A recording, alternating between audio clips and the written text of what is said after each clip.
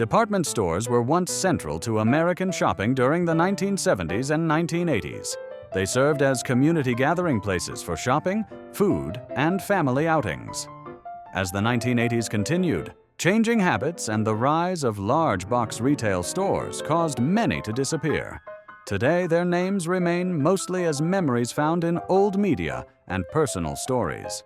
Zayre was the kind of store that felt enormous to a child and endlessly practical to adults.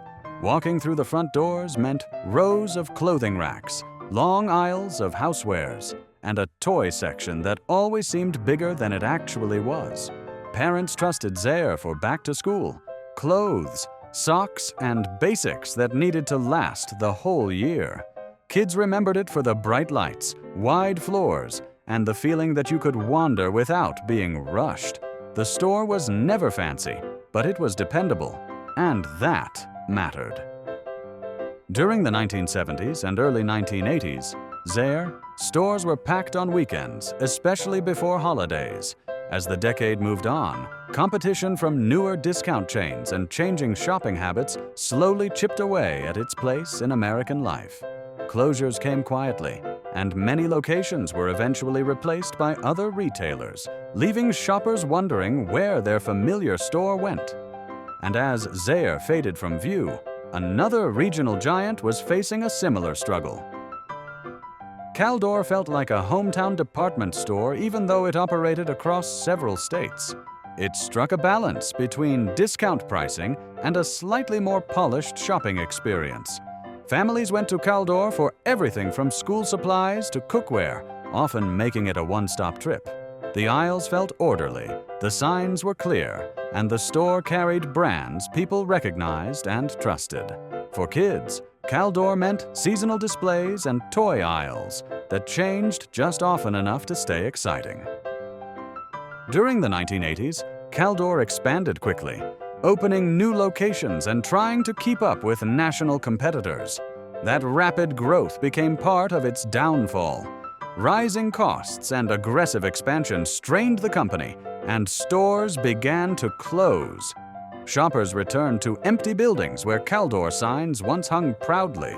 As Caldor disappeared from malls and plazas, another massive retailer that once promised everything under one roof was also slipping away. Two Guys was bold, loud, and impossible to miss. The store marketed itself as a place where you could buy almost anything, from furniture to electronics, all in one trip. Shopping at Two Guys felt industrial, with warehouse-style layouts and towering shelves. Kids were fascinated by the scale of the place, while parents appreciated the low prices and wide selection. During its peak years, Two Guys represented a new way of shopping that felt modern and efficient. But by the late 1970s and into the 1980s, that model began to lose ground. New. Competitors refined the big store concept, offering cleaner layouts and more specialized experiences. Two Guys slowly closed locations, and its once booming presence faded. The massive buildings were repurposed or abandoned, leaving behind memories of a retail experiment that once felt ahead of its time. Gold Circle was a familiar sight in many American shopping centers during the 1970s and early 1980s. The store blended department store variety with discount pricing, making it a favorite for families trying to stretch their budgets.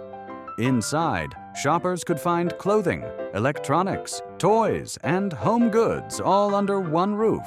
The layout felt practical rather than flashy, but that was part of its charm.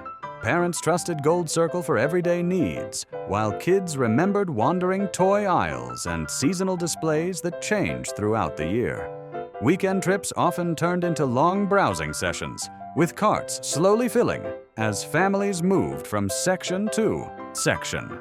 As the retail landscape began to shift in the 1980s, Gold Circle struggled to keep pace with emerging competitors that offered lower prices or more specialized experiences. One by one, locations began to close, often with little warning. Former shoppers returned to empty storefronts or newly branded spaces, wondering how a store so familiar could disappear so quietly. And while Gold Circle was fading, another discount giant was about to expand fast and face problems of its own. Ames grew rapidly during the 1980s, becoming a major presence in small towns and suburban plazas across the United States. For many families, Ames was the go-to store for school clothes, basic furniture, seasonal decorations, and last-minute household items. The stores were simple and no-nonsense, with wide aisles and a focus on affordability. Kids associated Ames with toy sections and back-to-school shopping trips, while parents relied on it for dependable prices. But as Ames dossiers expanded aggressively, it began absorbing weaker chains and opening locations faster than it could manage. Early regional closures started appearing in the 1980s, signaling deeper issues beneath the surface. Stores that once felt busy and essential began to look understocked and dated. Shoppers slowly drifted away as newer retailers offered fresher layouts and stronger brand appeal. By the time Ames vanished entirely, many communities had already adjusted to its absence. And with Ames gone, the retail world continued changing, leaving even more once-trusted department stores behind. Montgomery Ward specialty urban stores were designed to bring a trusted department store name into busy city neighborhoods. These locations were smaller than the classic suburban Ward stores, but tried to offer the same reliability. Shoppers came in for clothing, appliances, and household basics without needing a car or a long trip to a mall. For many families, these urban stores were part of weekly routines, especially for working parents who needed quick, dependable shopping close to home. During the early 1980s, however, these specialty locations were among the first to feel pressure from rising operating costs and changing retail trends. Foot traffic declined as shopping habits shifted and newer chains moved in. Quiet shutdowns followed, often with little fanfare. Longtime customers returned to locked doors and empty windows where familiar signs once hung. Those early closures hinted at deeper problems for traditional department stores and set the stage for another once-booming retailer that would soon disappear. Corvettes was loud, crowded, and exciting in a way few department stores ever were. Walking inside felt like stepping into a warehouse full of deals, with electronics, records, clothing, and toys all competing for attention. Kids remembered Corvettes for stereo systems blasting music and shelves stacked high with things that felt modern and cutting edge. Parents loved the prices and the idea that one store could handle nearly every need. During its peak, Corvettes felt unstoppable, but by the late 1970s and into the 1980s, that energy began to fade. Competition increased, margins tightened, and the chaotic shopping experience lost its appeal to customers looking for cleaner layouts. Stores closed rapidly, leaving behind massive empty buildings that were hard to replace. And as Corvettes vanished, another big box-style retailer was struggling with its own future. Gemco was built on the promise of scale and savings. These massive membership-based stores offered everything from groceries to furniture in wide open spaces that felt endless to a child. Shopping at Gemco was an event, often involving long walks through towering aisles and bulk displays. Parents appreciated the value, while kids were amazed by the size of the place. During the 1970s, Gemco thrived by offering low prices and huge selection. As the 1980s arrived, competition from newer warehouse clubs and discount chains began to erode its advantage. Operating costs rose, and the membership model lost its edge. One by one, Gemco locations shut their doors. Former customers were left with memories of shopping carts piled high and trips that felt larger than life. And while Gemco faded away, another unique retail concept was also quietly disappearing. Service merchandise catalog showrooms felt different from any other store. Instead of browsing shelves, shoppers flipped through catalogs, filled out slips, and waited for items to appear on conveyor belts. The process felt futuristic and orderly, especially to kids watching purchases roll out from behind the wall. families trusted service merchandise for jewelry, electronics, and gifts that felt more special than typical department store items.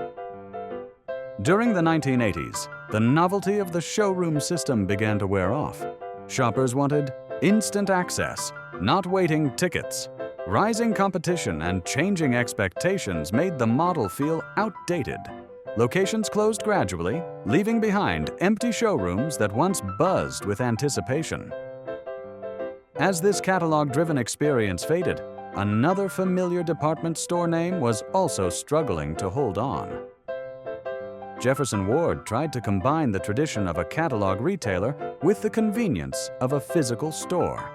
Shoppers could browse in person or order items that arrived later, making it a flexible option for families. The stores were practical and familiar, often serving communities that lacked large malls. Kids remembered Jefferson Ward for toy sections and seasonal displays, while adults relied on it for appliances and home goods.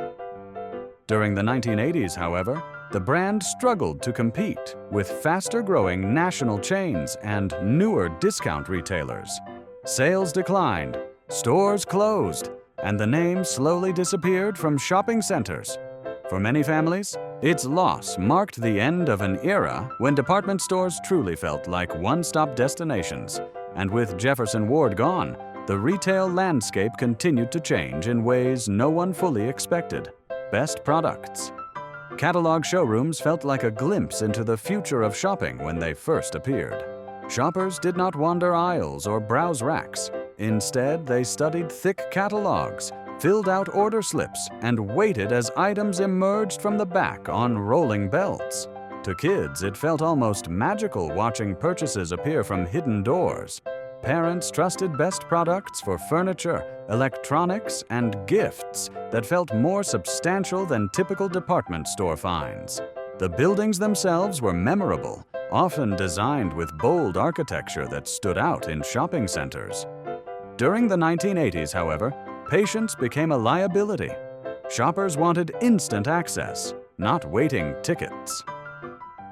As competition increased and expectations changed, the catalog showroom model began to feel slow and outdated. Locations closed quietly, leaving behind distinctive buildings and memories of a shopping experience unlike any other.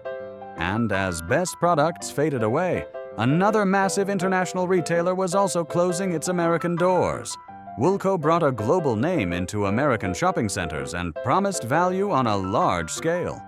Operated by the same parent company behind Woolworth, Woolco stores were big, bright, and packed with variety. Families could buy clothing, toys, housewares, and even groceries during a single trip. Kids remembered Woolco for wide aisles and toy sections that felt endless, while parents relied on it for affordable basics. During the 1970s, the chain thrived, but the 1980s brought mounting challenges. Competition from faster-moving discount stores chipped away at its market share. American operations struggled to stay profitable, and closures came swiftly. Entire regions lost their Woolco locations almost overnight. The shutdown marked the end of a familiar retail giant and signaled that even well-known names were not immune. And as Woolco disappeared, regional department stores were facing their own slow decline. Gayfers was a southern department store that felt deeply tied to its communities. Shoppers associated it with polite service, seasonal window displays, and a slightly upscale feel compared to discount chains. Families dressed up a little more when visiting Gayfers, especially during holidays. Kids remembered escalators, fragrance counters, and trips that felt important rather than rushed. In the years leading up to its merger, Gayfers began to struggle with rising costs and increased competition. During the 1980s, signs of decline became noticeable as stores aged and expansion slowed. Loyal customers noticed fewer updates and quieter sales floors. Eventually, mergers reshaped the brand and erased its original identity. For many shoppers, the loss of Gayfers felt personal, like losing a hometown institution. And while Gayfers faded into retail history, other regional chains were facing similar fates. Hess's department stores were landmarks in the Mid-Atlantic region, known for elegant interiors and impressive holiday displays.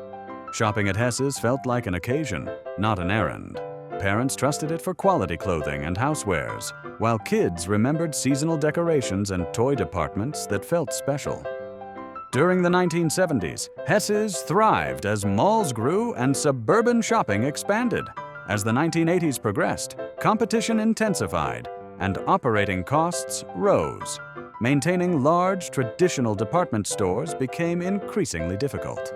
Locations began closing, and familiar buildings were sold or repurposed. For longtime customers, seeing Hess's signs come down was emotional. It marked the end of a refined shopping experience that newer retailers could not replace. And as Hess's vanished, discount. Focused chains were also struggling to survive. Richway was a discount department store that gained popularity quickly by offering low prices and broad selection. Families visited Richway for school clothes, small appliances, and everyday essentials. The stores were straightforward and practical, with little emphasis on decoration. Kids remembered busy aisles and toy sections that promised bargains rather than luxury. During the 1980s, Richway expanded aggressively, opening new locations and acquiring struggling chains. That rapid growth proved risky. Stores became inconsistent, and customer experience suffered. Closures followed, sometimes abruptly. Communities that relied on Richway were left with empty storefronts and few alternatives. Its disappearance underscored how fast the retail world was changing. And with Richway gone, the list of once familiar department stores continued to grow. FedMart was one of the earliest examples of a membership-based discount department store in the United States. Shoppers paid a small fee to access wide aisles filled with groceries, clothing, electronics, and household goods. To kids, FedMart felt enormous and slightly mysterious, with towering shelves and a warehouse atmosphere that made shopping feel like an adventure. Parents appreciated the savings and the idea of buying more for less in one trip. During the 1970s, FedMart thrived by offering value and scale. As the 1980s arrived, competition from newer warehouse clubs and changing consumer expectations began to erode its appeal. Operating costs rose, and the membership model no longer felt unique. Stores closed quietly, and many locations were absorbed by other retailers. For families who grew up with it, FedMart remains a memory of early big store shopping before the concept became commonplace. And as FedMart faded, older 5 and dime-style chains were also nearing their end. McCrory stores represented a different era of shopping, when variety stores anchored downtown streets and small-town centers. Inside, shoppers found a little of everything, from candy and school supplies to clothing and housewares. Lunch counters made McCrory a social space, not just a place to shop. Kids remembered spinning racks of toys and the smell of popcorn or soda. During the 1980s, downtown retail struggled as malls and suburban centers drew customers away. McCrory locations became quieter, and upkeep lagged behind newer competitors. Closures followed steadily, leaving empty storefronts in towns that once relied on them. The loss of McCrory marked the fading of a simpler retail experience, and while variety stores disappeared, discount-focused chains were also feeling pressure. TG&Y variety department stores were staples in many suburban shopping centers. The stores combined the feel of a 5 and dime with a discount department store, offering crafts, housewares, toys, and seasonal goods. Families visited TG&Y for practical purchases and unexpected finds.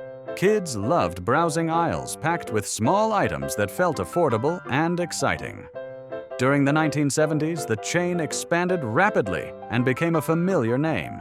By the 1980s, competition intensified, and the middle ground TG&Y occupied became harder to defend. Shoppers shifted toward either large discount chains or specialty stores.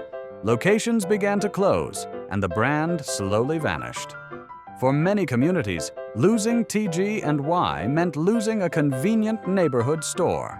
And as it disappeared, Other long-standing retailers were also losing ground. Grant City was part of the larger W.T. Grant legacy, offering department store variety at reasonable prices. Families relied on Grant City for clothing, home goods, and everyday essentials.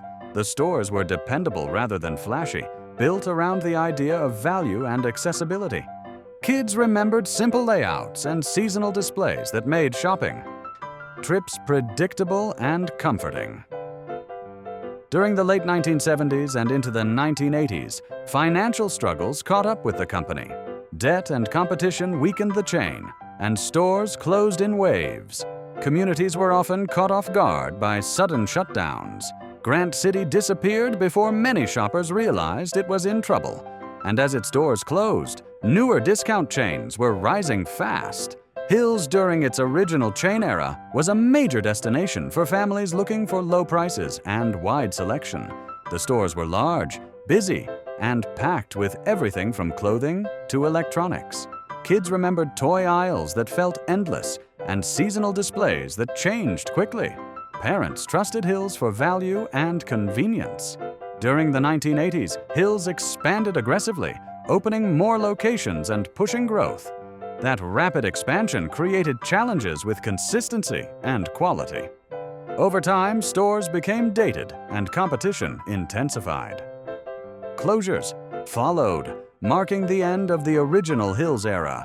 For many families, its disappearance symbolized the changing face of American shopping. And with Hills gone, the department store landscape looked very different than it once had. Globe Discount City was built around the idea that bigger meant better value. These stores were massive, open and packed with merchandise stacked high on long shelves. Families visited Globe for everything from clothing to electronics, often pushing carts that filled quickly. To kids, the store felt endless, with wide aisles that encouraged wandering and discovery. During the 1970s, Globe thrived by offering low prices and sheer variety. As the 1980s progressed, competition from more refined discount chains began to chip away at its appeal. Shoppers started expecting cleaner layouts, better lighting, and a smoother experience. Globe stores began to feel dated, and foot traffic slowed. Closures followed, leaving behind large, empty buildings that were difficult to repurpose. For many communities, Globe's disappearance marked the end of an era when discount shopping meant scale over style. And as Globe faded, even stores with a more fashion-focused identity were beginning to struggle. Loehmann's early mall locations brought bargain fashion into suburban shopping centers. Shoppers dug through racks, searching for designer labels at discounted prices, turning every visit into a treasure hunt. Parents loved the thrill of finding a deal, while kids remembered long waits and crowded aisles. During its early mall expansion, Loehmann's felt exciting and different from traditional department stores. As malls became more competitive in the 1980s, those early locations faced rising rents and changing consumer expectations. The hunt for bargains became less appealing when newer off-price retailers offered cleaner layouts and faster shopping. Early mall stores began to close, quietly disappearing from spaces they once energized. And while Loehmann's adapted for a time, other discount chains were already slipping away. Nichols Discount City was a straightforward, no-frills department store that focused on affordability. Families relied on it for clothing, toys, and household basics without expecting luxury. The stores were practical and busy, especially on weekends. Kids remembered crowded aisles and shelves filled with everyday items.